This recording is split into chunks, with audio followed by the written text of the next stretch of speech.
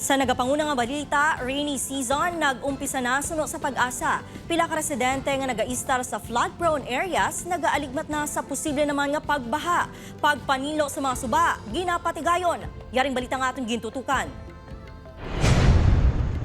Matapos gindeklarar sang Pag-asa ang pagsulod sang habagat season sang weekend, kahapon ginanunsar naman ang opisyal na pagsugod sang wet season o konting ululan. Expect naton from time to time we have occasional rains and of course bangod man isang aton nga hangin habagat kay last week nagdeklara kita sang onset sang habagat season naton. Tagsang magting ululan, madamo nga barangay sa syudad ang ginabaha. Mayara nga tubtub lang sa batiis ang kataas ng tubig. Apang may pila ka lugar nga lapaw pa sa tawo ang kadalumon. Diri sa barangay Buhang, Taft North, Manriao, Iloilo City, may tion nga nagluntad ang tagalumapaw sa tawo nga baha. Gani ang mga pumuluyo, nagaaligmat sa tion nga magbubo ang mabaskog nga ulan. Suno kay Nanay Emperatres, wala na nila ginahukas ang mga lubid sa palibot. Bangod ginahawiran nila ini sa tion nga magbakwit.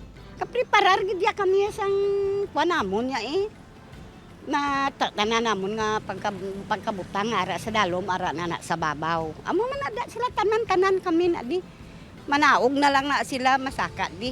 Nagapadayo naman ang offline kontrabaha sang Iloilo City LGU, DPWH kag dole sa mga suba, kag waterways lakip na ang Haro River. Natapos ng clearing operation sa barangay Tikod, Ingore kag Baldoza sa distrito sang La Paz.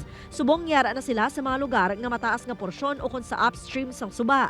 Halin sang ginsugura ng programa, 3 ka semanang nakaligad. Masobra na ka 70 ka tonelada sang basura ang nahawa sa suba. Then we will install waste traps in the boundaries, no, in every barangay.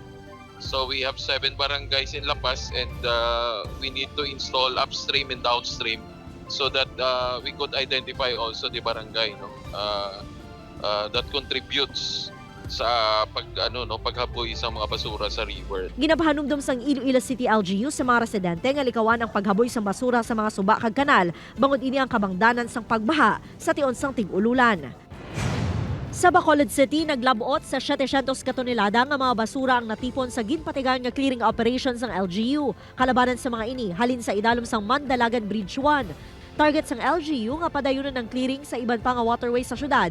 Ilabi pa nga nagsugod ang tig-ululan. Ginpaidalom naman sa training ang pila ka rescuers sa barangay bilang pagpanghanda sa baha nga posible matuga sa maulanon nga tiyempo. Each office should have someone nga kabalo magresponde so that you will be equipped man kung paano man ta mag-interpret sa mga aton nga mga forecast. Upoy kay Romel Porquia, Zen Kilantang Sasa, One Western Visayas.